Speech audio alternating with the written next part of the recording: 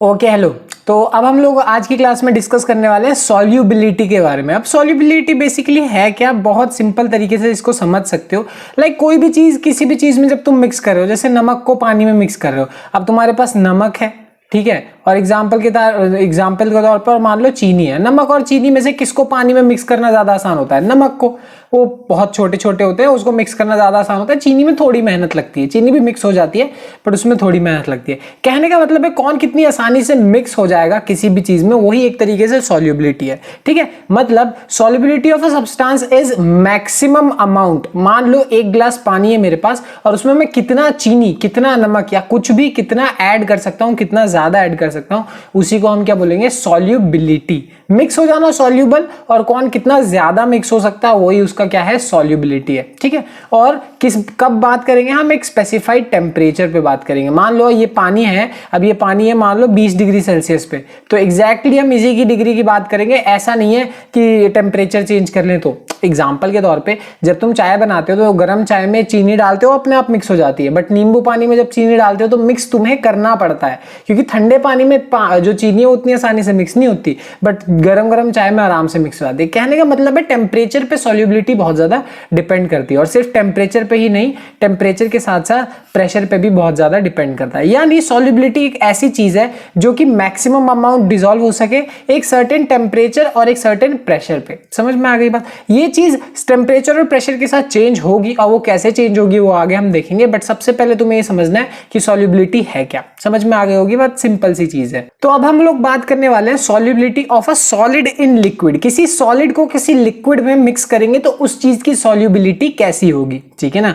मतलब सिंपल से एग्जांपल है, अगर वाटर है, वाटर में तुम क्या मिक्स कर सकते हो? नमक मिक्स कर सकते हो। वाटर में तुम क्या मिक्स कर सकते हो? शुगर मिक्स कर सकते हो, और भी चीजें मिक्स करते हो। सिंपल एग्जांपल हम लेके चलते हैं। अब उसको उसमें मिक्स कर सकते हैं, सिंपल सी बात है।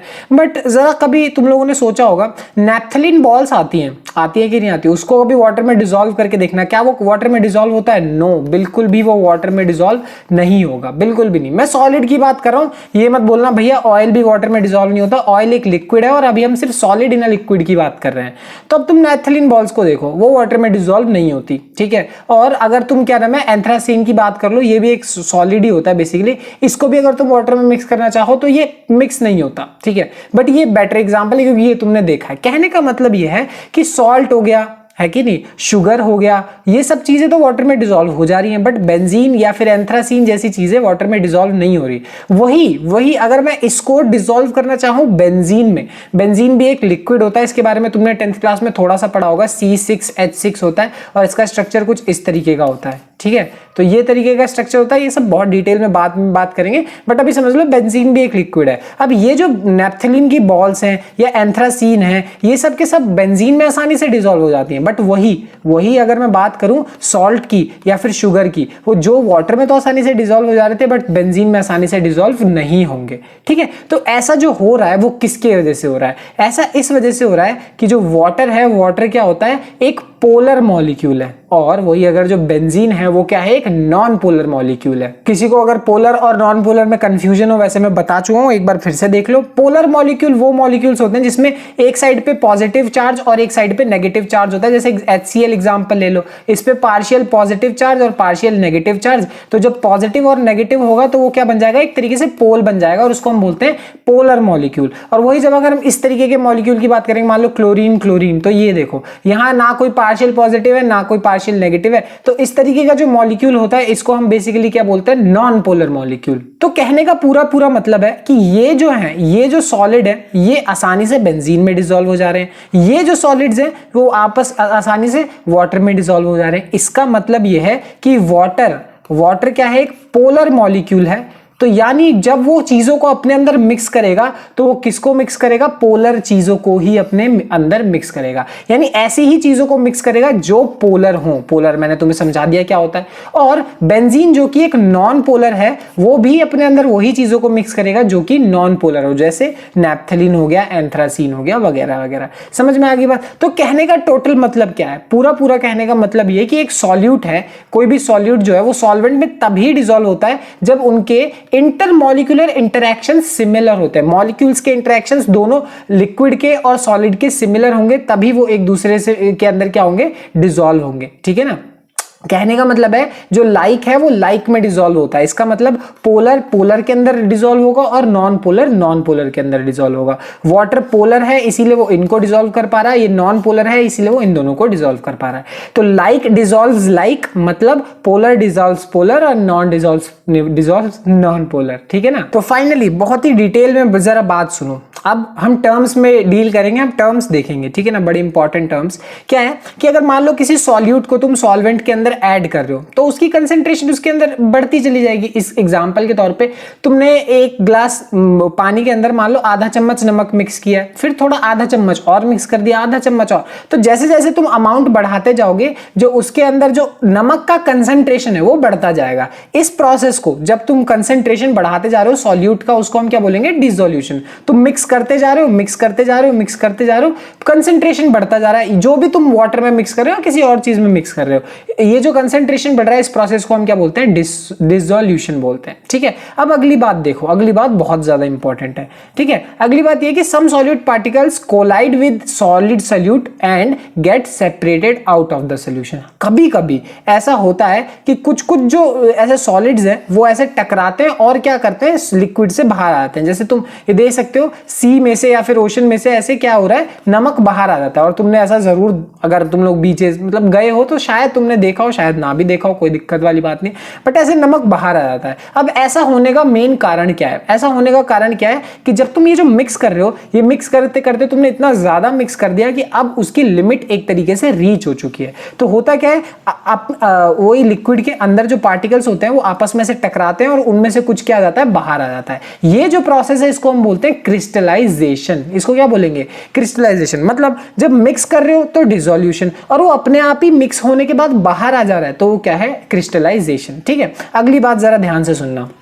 अगली बात यह है कि जब तुम डिसॉल्व कर रहे होते हो, मिक्स कर रहे होते हो, तो मिक्स करते करते एक ऐसी स्टेज आ जाती है जब ये दोनों चीजें बिल्कुल बराबर रेट पे होने लगती है। मतलब डिसोल्यूशन भी और क्रिस्टलाइजेशन भी दोनों एकदम बराबर बराबर हो रहा है। तो जितना तुम मिक्स कर रहे हो उतना ही क्रिस्टलाइज हो रहा है, जितना तुम अंदर डाल रहे हो उतना ही बाहर आता चला जा रहा है। तो इस प्रोसेस मतलब ये जो एक रेट आ जाता है जहां पे ये डिसोल्यूशन और क्रिस्टलाइजेशन एकदम बराबर रेट पे पहुंच जाते हैं, उसको हम बेसिकली क्या बोलते हैं, इक्विलिब्रियम बोलेंगे। एक state of dynamic equilibrium reach हो जाती है। ध्यान रखना, इंपॉर्टेंट बात है। मतलब अब तुम सॉल्यूट को सॉल्वेंट में मिक्स कर रहे हो और सॉल्यूशन जो बन रहा है वो एक तरीके से बिल्कुल इक्विलिब्रियम पोजीशन पे पहुंच चुका है। यानी अब तुम जितना सॉल्यूट मिक्स करते जाओगे उतना ही बाहर आता जाएगा। तो अब तुम्हारे मिक्स करने का खासा कोई फायदा है नहीं। यानी डिसोल्यूशन और क्रिस्टलाइजेशन भी एक तरीके से इक्विलिब्रियम में आ चुके हैं। समझ में आ गई बात, बहुत इंपॉर्टेंट। अब अगली बात देखो, such a solution which is no in, जहां पे ऐसा सॉल्यूशन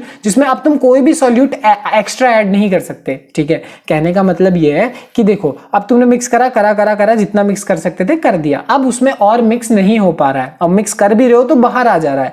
तो अगर ऐसा स्टेट जहां पे तुमने जितना मिक्स किया अब इससे ज्यादा मिक्स नहीं हो पा रहा, ऐसे स्टेट को हम क्या बोलते हैं, सैचुरेटेड सॉल्यूशन बोलते हैं। जहां पे कह रहे हैं अब इससे ज्यादा मिक्स नहीं हो सकता। मैं एक सिंपल एग्जांपल, मतलब ऐसा होता है नहीं बोल रहा, बट मान लो एक गिलास पानी और एक गिलास पानी में मान लो तुमने 5 चम्मच चीनी मिक्स कर दी और छठी चम्मच अब मिक्स नहीं हो रही, तो 5 मिक्स होते ही वो अब जो सॉल्यूशन बन चुका है चीनी और पानी का वो क्या है, एक सैचुरेटेड सॉल्यूशन है। सिंपल एकदम नॉर्मल सी बात है। यहां सिर्फ टर्म्स थे, डिसोल्यूशन, क्रिस्टलाइजेशन और सैचुरेटेड सॉल्यूशन, तीनों बहुत ज्यादा इंपॉर्टेंट, ठीक है। तो अब हम देखने वाले effect of temperature. Effect of temperature का मतलब क्या है कि जो सॉलिड अगर हम लिक्विड के अंदर मिक्स कर रहे हैं तो जब हम टेम्परेचर में बदलाव लाएंगे तो इस सॉल्युबिलिटी पे क्या फर्क पड़ेगा। रियल लाइफ से सिंपल एग्जांपल, जैसा मैंने बताया था, ठंडे पानी में चीनी मिक्स करो, गर्म पानी में चीनी मिक्स करो, किसमें ज्यादा आसानी से, गर्म में मिक्स होगा। तो वही है, टेम्परेचर से क्या फर्क पड़ता है। जितनी आसानी से मैंने बोल दिया उतना आसान भी नहीं है इसे समझना,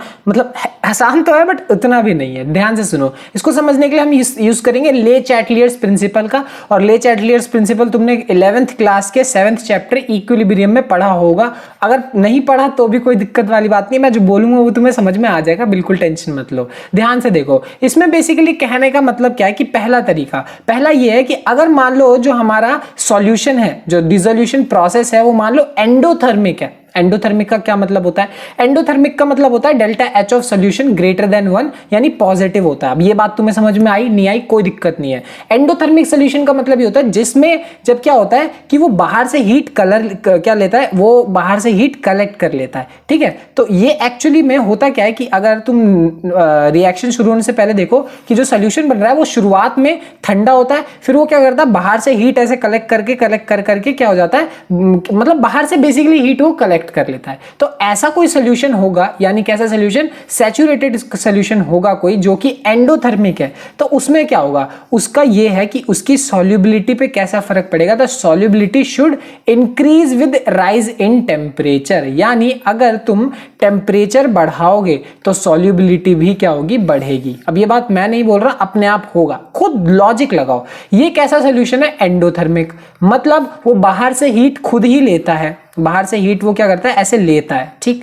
यानी अगर तुम टेम्परेचर दोगे तो हीट जो वो ले रहा है, यानी उसका काम और आसान हो रहा है, उसको कहीं और से हीट लेने की जगह तुम अपने आप ही हीट दे रहे हो और टेम्परेचर देते जा रहे हो। यानी जब तुम टेम्परेचर बढ़ाओगे तो पक्का सॉल्युबिलिटी भी क्या होगी, इंक्रीज होगी। समझ में आ गई बात? ऐसा तभी होगा जब हमारा सॉल्यूशन क्या हो, एंडोथर्मिक हो, वो बाहर से हीट लेने वाला हो। समझ में आ गई बात? एंडोथर्मिक का मतलब भी तुम्हें पता होना चाहिए, नहीं पता तो मैंने बता दिया। वही इसका उल्टा अगर हम बात करें, हमारा जो सॉल्यूशन है वो मान लो कैसा है, एक्सोथर्मिक है, ठीक है।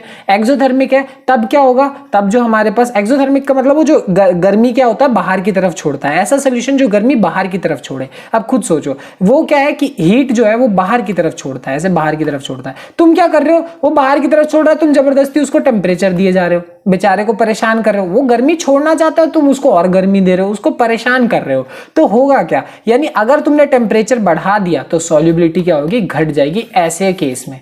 समझ में आ गई बात? यानी सॉल्यूशन अगर एक्सोथर्मिक है तो जो सॉल्युबिलिटी है वो क्या कर जाएगी, डिक्रीज कर जाएगी, और वही एंडोथर्मिक है तो सॉल्युबिलिटी क्या कर जाएगी, इंक्रीज कर जाएगी। समझ में आ गई? सिंपल एकदम बेसिक सी बात है ये। तो अगली बात भी बहुत इंपॉर्टेंट, बड़े ही ध्यान से सुनना। अगली बात में क्या बोलता है कि अगर इफेक्ट ऑफ प्रेशर से क्या फर्क पड़ने वाला है, टेम्परेचर से क्या फर्क पड़ेगा, ये चीज हमने देख ली। अब प्रेशर से क्या फर्क पड़ेगा वो चीज हम देखेंगे। बेसिकली कोई भी फर्क नहीं पड़ेगा, मतलब ऐसा कोई खास फर्क नहीं पड़ता। प्रेशर का कोई सिग्निफिकेंट इफेक्ट तुम्हें देखने को नहीं मिलेगा, किसमें, सॉलिड इन लिक्विड में। सॉलिड को जब तुम लिक्विड में ऐड करोगे तो इसका मेन रीजन क्या है, इसका मेन रीजन यही है कि देखो जो क्या नाम है, सॉलिड्स होते हैं और जो लिक्विड्स होते हैं वो हाईली इनकम्प्रेसिबल होते हैं। क्यों? सॉलिड्स लिक्विड्स के जो पार्टिकल होते हैं वो कुछ इस तरीके से होते हैं, ये बात तो तुम बचपन से पढ़ते आ रहे हो। सॉलिड के पार्टिकल्स एकदम पास पास होते हैं और लिक्विड के पार्टिकल्स भी ज्यादा दूर नहीं होते, बट वो उतने पास नहीं होते कंपैरिजन में सॉलिड के। बट दोनों में ही खास बात यह है कि दोनों को कंप्रेस करना लगभग ना के बराबर है, ठीक है। ना ही सॉलिड को और ना ही लिक्विड को तुम बहुत ज्यादा कंप्रेस कर सकते हो। सॉलिड को तो लगभग नहीं कर सकते, और लिक्विड को भी जो थोड़ा बहुत कर सकते हो वो भी लगभग ज्यादा फर्क डालता नहीं है। यानी जब तुम लिक्विड को या फिर सॉलिड को कंप्रेस ही नहीं कर सकते, यानी प्रेशर का, बेसिकली कहने का मतलब है प्रेशर का फर्क ही नहीं पड़ने वाला सॉलिड और लिक्विड पे, तो सॉल्युबिलिटी पे भी कैसे फर्क पड़ जाएगा। यानी प्रेशर के वजह से कोई भी खास फर्क नहीं पड़ता सॉलिड और लिक्विड की मिक्सेबिलिटी पे। क्यों? क्योंकि दोनों के दोनों इनकम्प्रेसिबल है, ठीक है। हम ध्यान रखना, सॉलिड को मिक्स कर रहे हैं लिक्विड के अंदर, मैं ये बात तब बोल रहा हूं। अगर कभी और बोलेंगे तब बात चेंज हो सकती है, बट अभी के लिए खासा फर्क नहीं पड़ेगा। समझ में आ गई बात? ये है सिंपल सा, ठीक। तो आज की क्लास में हम लोगों ने ध्यान रखना, जितनी बातें मैंने बोली वो तब किया है जब हमने सॉलिड्स को लिक्विड्स के अंदर मिक्स किया है। सॉल्युबिलिटी की और भी चीजें आ सकती हैं। मैंने जब चैप्टर शुरू हुआ था तब मैंने सॉल्यूशन में बताया था कि हम लिक्विड के अंदर सॉलिड भी डाल सकते हैं, लिक्विड भी डाल सकते हैं और गैस भी डाल सकते हैं, या फिर गैस के अंदर भी या फिर सॉलिड के अंदर भी। हमने ऐसे ऐसे चीजें की थी, बाइनरी सॉल्यूशन जब किया था। बट कहने का मतलब यह है कि तुम किसी भी सॉल्यूशन, मतलब किसी भी लिक्विड में कोई सा भी सॉलिड, गैस वगैरह वगैरह ऐड कर सकते हो। बट आज जो सॉल्युबिलिटी वो देखिए, वो सिर्फ सॉलिड को जब लिक्विड में ऐड करा तब की है। जैसे ही कुछ चेंज होगा, मान लो अगर हम गैस डालें या फिर लिक्विड ही डालें, तो शायद हो सकता है चीजें बदलें, और वही चीजें हम आगे देखेंगे। चलो अगली क्लास में मिलते हैं, बाय बाय।